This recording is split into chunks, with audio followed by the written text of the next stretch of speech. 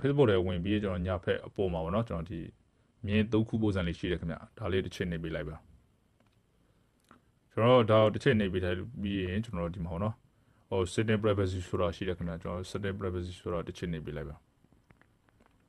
ပြီးကျွန်တော်ဒီမှာပေါ့နော် setting ပုံစံလေးတွေးမှဖြစ်ပါတယ်ခင်ဗျတချို့ဖုန်းတွေမှာကျတော့ကျွန်တော်တို့ account setting ဆိုပြီးတော့ပို့တာပေါ့နော်ဒါကတော့အတူတူပါပဲခင်ဗျဖုန်းတစ်လုံးနဲ့တစ်လုံးနည်းငယ်ကွာခြားမှုဖြစ်တဲ့အတွက်ကြောင့်ပါ okay ကျွန်တော်တို့ဒီမှာ setting ဆိုတဲ့ဟာလေးနေလဲပေါ့နော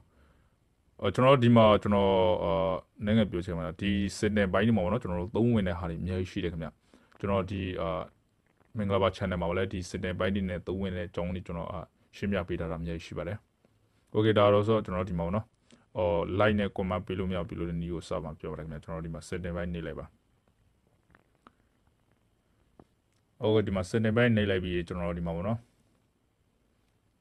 ်ကျွန်တော်တို့ဘယ်သွားမှာလဲဆိုတော့ကျွန်တော်ဒီမှာပေါ့နော် public post ဆိုတဲ့ဟာလေးပေါ့နော်ဒီ public post ဆိုတဲ့ဟာလေးနေလိုက်ပါကျွန်တော် public post ဆိုတာဟာနေလိုက်လို့ရှိရင်ကျွန်တော်ဒီပုံစံလေးတွေ့ရမှာပေါ့နော်ဒီထဲမှာပေါ့နော် public post ထဲမှာပေါ့နော်ဒီမှာကျွန်တော်တို့အပေါ်ဆုံးခုမှာပေါ့နော်ဒါကျွန်တော်အားလုံးကဒါpublic ထားပေးထားမှာနော်ကျွန်တော်ဒီ public ထားပေးတာတော့ကျွန်တော်ဒီ Facebook ကောက်မှာကျွန်တော်တကယ်ချင်းများလောက်အောင် follow ဖွဲ့ပေးထားတာဖြစ်ပါတယ်ခင်ဗျာကျွန်တော်တို့တကယ်လို့follow ဖွဲ့ချင်တဲ့လူတွေကြတော့ကျွန်တော်ဒီနေ့တိုင်း public အလုပ်ထားပေးထားလို့ရပါတယ်ခင်ဗျာဒါတော့ public ထားပေးတာတော့ follow ဖွဲ့တာပေါ့နော်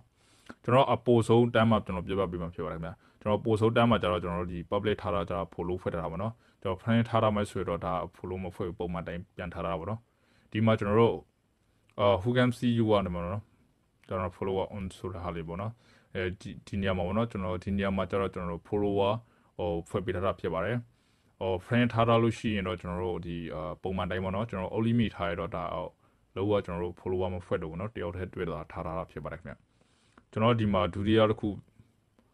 public comment ပေါ့နော်ကျွန်တော်ဒီမှာဒီနေရာမှာကျွန်တော်ပြောချင်ပါတယ်ခင်ဗျဒီနေရာမှာကျတော့ကျွန်တော်ဒီ public ထားတာဆိုလို့ရှိရင်ကျွန်တော်ဒီ Facebook မှာကျွန်တော်ဓာတ်ပုံပဲဖြစ်ဖြစ်ဗီဒီယိုပဲဖြစ်ဖြစ်တင်တဲ့အခါမှာပေါ့နော်အဲ့ဒါကျွန်တော်တို့ဒီဗီဒီယိုတွေအောက်မှာအကုန်လုံးပေါ့နော်ညီတူမဆို like comment ပေးနိုင်ပါတယ်ခင်ဗျ public ထားတာလို့ရှိရင်တကယ်လို့ဒီမှာကျွန်တော်တို့ကဒုတိယအကြောင်း friend or friend ထားပေးထားမှဆိုလို့ရှိရင်တော့ဒါကိုတယောက်တည်းသားကျွန်တော်တို့ဒီlike နဲ့ comment လုပ်လို့ရမှာပေါ့နော်ဒါမြည်သူခြားသူတွေတယောက်မှကျွန်တော်တို့ like လို့ comment လုပ်ပေးလို့မရတော့ဘူးเนาะဒါ play or friend ထားမှဆိုရင်တကယ်လို့ကျွန်တော်တို့က friend ထားမှဆိုတတိယအကြောင်းပေါ့နော်ကျွန်တော်တို့ friend ထားမှဆိုလို့ရှိရင်တော့ဒါတငယ်ချင်းတွေlike နဲ့ comment လုပ်လို့ရပါတယ်ခင်ဗျမြည်တယောက်မှကျွန်တော်တို့က like နဲ့ comment မပေးချင်ဘူးမလို့ဆိုလို့ရှိရင်တော့ကျွန်တော်တို့ဒီ friend or friend ထားပေးလိုက်ပါခင်ဗျဒီမှာဒီနေရာလေးပေါ့နော်ဒီနေရာလေးထားပေးလိုက်ပါကျွန်တော်တော့ဒါမလုပ်တော့ဘူးเนาะကျွန်တော် public ပြန်ထားလိုက်မှာခင်ဗျဒါတော့ဥပမာပြပေးတဲ့တွေ့ကြပါကျွန်တော်ဒီမှာပေါ့နော်အောက်ဆုံးကြောင်းကျွန်တော်ဒီမှာအောက်ဆုံးခုမှာပေါ့နော်ကျွန်တော်ဒီမှာဒီနေရာမှာ sorry အောက်ဆုံးခုပေါ့နော်ကျွန်တော်ဒီမှာ public profile info ဆိုတဲ့ကြောင်းပေါ့နော်ဒီအောက်ဆုံးခုမှာကျွန်တော်ဒီမှာ like ပေါ့နော်ကျွန်တော် public ထားတာလို့ရှိရင်တော့ကျွန်တော်တို့ခဏကျွန်တော်ပြောသလိုပဲကျွန်တော်တို့ဒီဗီဒီယိုတွေဓာတ်ပုံတွေတင်တဲ့အခါမှာlike လို့ကျွန်တော်တို့ like မြည်သူမဆိုပေးနိုင်တာပါနော်ခုကျွန်တော်တို့ friend or friend ထားမယ်ဆိုတော့ခဏကျွန်တော်ပြောသလိုပဲကိုတယောက်တည်းသား like ပေးလို့ရမှာเนาะတခြားသူလေး like ပေးတော့မကြိုက်ဘူးဆိုလို့ရှိရင်ကျွန်တော်တို့friend or friend ထားလိုက်ပါကျွန်တော်တို့ friend ထားမယ်ဆိုတော့ဒါတကယ်ချင်းတွေ like ပေးနိုင်ပါတယ်ခင်ဗျ like ပေးလို့ရပါတယ်ကျွန်တော် friend or friend ထားမယ်ဆိုတော့ကျွန်တော်တို့တယောက်မှကျွန်တော်တို့ like ပေးလို့မရဘူးเนาะဒါသဘောပေါက်ပြီလို့ထင်ပါတယ်ခင်ဗျကျွန်တော်ဒီမှာเนาะဒီနေရာမှာအောက်ဆုံးကကျွန်တော်တို့ like friend or friend ထားပြီးတယောက်မှ like ပေးလို့မရဘူးကျွန်တော်ဒီမှာpublic post comment နေရာမှာလဲကျွန်တော်တို့ friend or friend ထားမယ်ဆိုတော့ဒါတယောက်မှကျွန်တော်တို့ like comment ပေးလို့မရတော့ဘူးเนาะဒါကတော့ကျွန်တော်ဥပမာပြပေးတဲ့အတွက်ကြောင့်ကျွန်တော်ပုံမှန်တိုင်းပြန်ထားလိုက်မှာခင်ဗျ public ကျွန်တော် public ပုံမှန်တိုင်းပြန်ထားမှာเนาะ okay ဒါဆိုတော့ကျွန်တော်ဒီနေ့မျှဝေပေးတဲ့ဒီပေါ်မှာပေါ့เนาะကျွန်တော် Facebook ပေါ်မှာကျွန်တော်တို့ဒီဗီဒီယိုတွေအောက်မှာကျွန်တော် like လို့ comment လို့ပေးလို့မရအောင်ကျွန်တော်တို့ဒီပိတ်တဲ့နည်းပေါ့เนาะကျွန်တော်ကွန်ပိတ်တဲ့နေကိုပြီးပါပြီခင်ဗျာโอเคကျွန်တော်ဒီတစ်ခါတည်းပြီးကျွန်တော်လမ်းကျုပ်တော့ဗောနော်ကျွန်တော်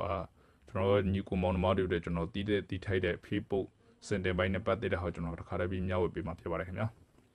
ကျွန်တော်ဒီမှာတော့ Facebook စင်တင်ပိုင်းထဲမှာကျွန်တော်တို့အများကြီးသုံးဝင်တာဗောနော်ကျွန်တော်ဒီ Facebook နဲ့ပတ်သက်တဲ့ဟာတွေသူထည့်ထားတာတော့ကုန်ရှိရပါနော်ဒါကျွန်တော်တို့၄လတလောက်ကျွန်တော်အကျိုးရှိပါတယ်ခင်ဗျာကျွန်တော်တို့ဒီမှာအပေါ်ဆုံးခုမှာဗောနော်ကျွန်တော်ဒီမှာaccount set တဲ့ဘိုင်းထဲမှာကျွန်တော် personal info မှာเนาะဒီမှာ ပို့စုံတမ်းမှာပေါ့နော် personal effort ဆိုတဲ့နေရာမှာဒီနေရာမှာကျွန်တော်တို့နှိပ်လိုက်လို့ရှိရင်ကျွန်တော်ထဲဝင်လိုက်လို့ရှိရင်ဟိုနာမည်တွေပါချိန်လို့ရမှာနော်ကိုယ်ရဲ့ Facebook account နာမည်တွေပါချိန်လို့ရတယ်ခင်ဗျထဲမှာကိုဒီ Facebook account နဲ့ပတ်သက်တဲ့ဟာတွေအကုန်ရှိပါနော် personal ပိုင်းပေါ့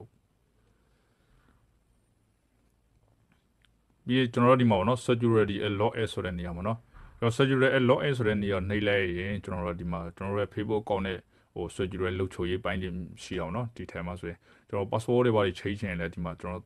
တော့တန်ပုံစံလေးနော်ဒီချိန် password ဆိုတဲ့နေရာနှိပ်ပြီးတော့ကျွန်တော် password တွေပါချိန်ချင်တဲ့သူတွေဝင်ချိန်လို့ရပါတယ်ခင်ဗျာဒီမှာ save ချိန်ဆိုနှိပ်လိုက်ရပါပြီပေါ့နော်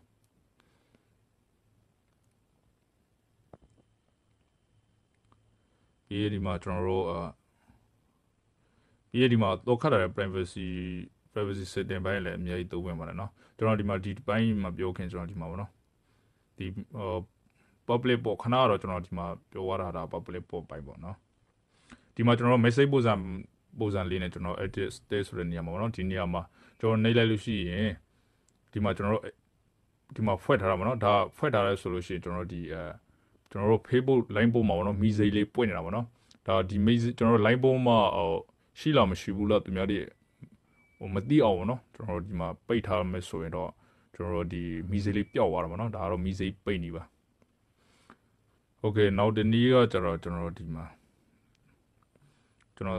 တီးတော့ကျွန်တော်ပြန်ရှင်းပြပေးမှာဖြစ်ပါတယ်ခင်ဗျကျွန်တော်ဒီမှာအောက်ဆုံးကျွန်တော်တို့ဆွဲတင်လိုက်မယ်ဆိုလို့ရှိရင်ဒီမှာ media air content ဆိုတဲ့ပိုင်းပေါ့နော်ဒီနေရာနှိပ်လိုက်လို့ရှိရင်ကျွန်တော်တို့ဒီမှာကျွန်တော်တို့ Facebook တွေမှာတချို့ဆိုရင်ဗီဒီယိုတွေပေါ့နော် auto ပွင့်နေတာပေါ့နော်ဒါမြန်မာပြည်မှာဆိုလို့ရှိရင်ကျွန်တော်တို့ဒီဖုန်းပေးတွေကိုသွားတာပေါ့နော်အဲ့လိုမျိုးတွေရှိရပါတယ်ခင်ဗျဒါဒီနီလန်မေးတဲ့လူတွေရှိပါတယ်ခင်ဗျဒါကျွန်တော်ဒီမင်္ဂလာပါ channel မှာလည်းကျွန်တော်ပြောပြပေးထားတာပြောပြပြီးသားဖြစ်ပါတယ်ခင်ဗျကျွန်တော်ဒီမှာပေါ့နော်ကျွန်တော်တို့ဒီ auto ပွင့်နေတဲ့ဗီဒီယိုတွေပိတ်မယ်ဆိုလို့ရှိရင်ဒီမှာ auto play ဆိုတာရှိအောင်နော် auto play နေပြီးကျွန်တော်ဒီမှာ3ခုရှိအောင်နော်အောက်ဆုံးခု never auto play video ဆိုတာဟာပေါ့နော်ဒါကိုကျွန်တော်တို့ထားပေးလိုက်မယ်ဆိုလို့ရှိရင်တော့ဒီ Facebook မှာ auto ပွင့်နေတဲ့ဗီဒီယိုတွေပိတ်သွားမှာဖြစ်ပါတယ်ခင်ဗျတကယ်လို့ချစ်ချင်းမပိတ်ဘူးဆိုတော့ဒီ phone restart ပေါ့နော်ပြီးရင် restart လေးတစ်ချက်ပေါ့ပိတ်ဖွက်လုပ်ပြီးတော့ပြန်ဖွက်လိုက်ရပါခင်ဗျဒါတော့ကျွန်တော်ဥပမာပြောတဲ့အတွက်ကြောင့်ပုံမှန်လေးပြန်ထားလိုက်ပါမယ်ပြီးရင်ကျွန်တော်ဒီမှာပြောပြပေးအောင်ပါခင်ဗျဒီထဲမှာပေါ့နော်ကြံသေးပါတယ်ခင်ဗျဒီမှာကျွန်တော် privacy shortcut ဘိုင်းပြောပါခင်ဗျ privacy shortcut ဘိုင်း privacy shortcut ဘိုင်းမှာလည်းကျွန်တော်တို့ဒီမှာပေါ့နော် change your password ကျွန်တော်တို့ရဲ့ဒီ password ကျွန်တော်ဝင်ချိန်လို့ရပါတယ်ခင်ဗျဒီနေရာမှာပေါ့နော်ကျွန်တော်တို့ဒီ lock ကြောက်သွားတဲ့ဒီဥပမာကျွန်တော်မေးနေတဲ့ password တွေလည်းကျွန်တော်တို့ဒီထဲမှာပြန် share လို့ပြန်ဆက်လို့ရပါတော့ပြန်ဆက်လို့ရပါတယ်ခင်ဗျကျွန်တော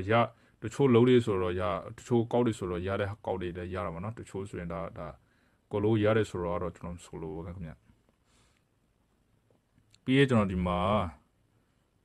setting privacy ပိုင်းကျွန်တော်သွားလိုက်မှာခင်ဗျ setting privacy ပိုင်းမှာကျွန်တော်တစ်ချက်ကြည့်လိုက် setting ပိုင်းသွားလိုက်မှာခင်ဗျ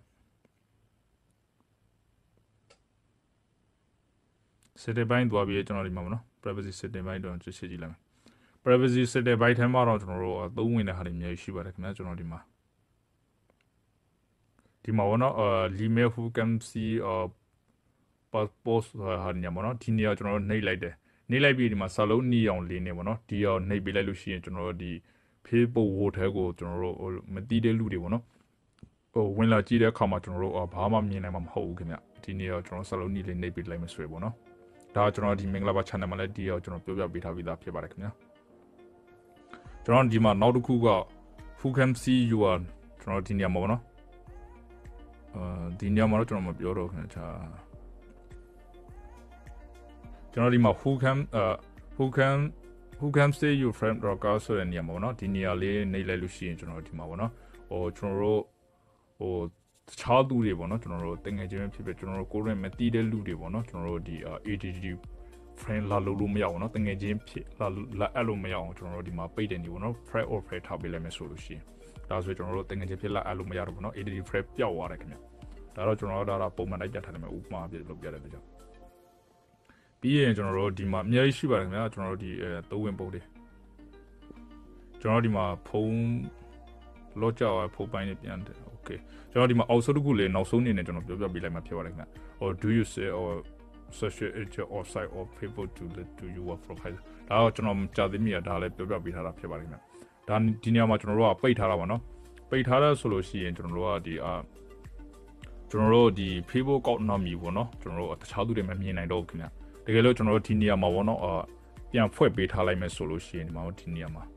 ဒီနေရာလေးကျွန်တော်တို့ပြန်ဖွဲ့ပေးလိုက်မယ်ဆိုလို့ရှိရင်တော့ဒါကျွန်တော်တို့ Facebook account နာမည်ကိုမြည်သူမဆိုမြင်နိုင်တယ်ပေါ့နော်ဒါကိုပိတ်ထားလိုက်မယ်ဆိုတော့ကျွန်တော်တို့ဒီစာလုံးနေအောင်လေးကျွန်တော်နှိပ်လိုက်မယ်ဆို display နှိပ်လိုက်မယ်ဆိုလို့ရှိရင်ကျွန်တော်တို့ဒီ Facebook account နာမည်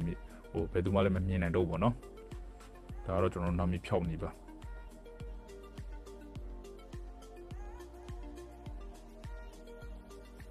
โอเคဒါဆိုတော့ကျွန်တော်ခုပြောပြပေးတဲ့ဒီ Facebook စစ်တဲ့ပိုင်းနဲ့ပေါ့နော်ကျွန်တော်တီးထိုက်တဲ့ဟာလေးတွေတော်လေးတော့တီးသွားပြီးထင်ပါတယ်ခင်ဗျကျွန်တော်ညီကောင်မောင်နှမတွေအတွက်ကျွန်တော်ဒီခု Facebook စာသုံးနေတဲ့ဖြစ်ပေါ့နော်ကျွန်တော်တီးထိုက်တဲ့ပိုင်းလေးတွေကိုတီးစီချင်တဲ့အနေနဲ့ကျွန်တော်ဒီနေ့ sharing လုပ်ပေးခြင်းဖြစ်ပါတယ်ကျွန်တော်နောက်ပိုင်းဒီမှာလည်းကျွန်တော်အားတယ်လို့ပေါ့နော်ကျွန်တော် ID နည်းပညာနဲ့ပတ်သက်ပြီးတော့လေ့လာပြီးတော့ကျွန်တော် sharing လုပ်ပေးမှာဖြစ်ပါတယ်ခင်ဗျာအားလုံးကိုကျွန်တော်ဗီဒီယိုပိုင်းကြည့်ပေးတဲ့လူအားလုံးကိုလည်းကျေးဇူးထူးတင်ပါတယ်ခင်ဗျာ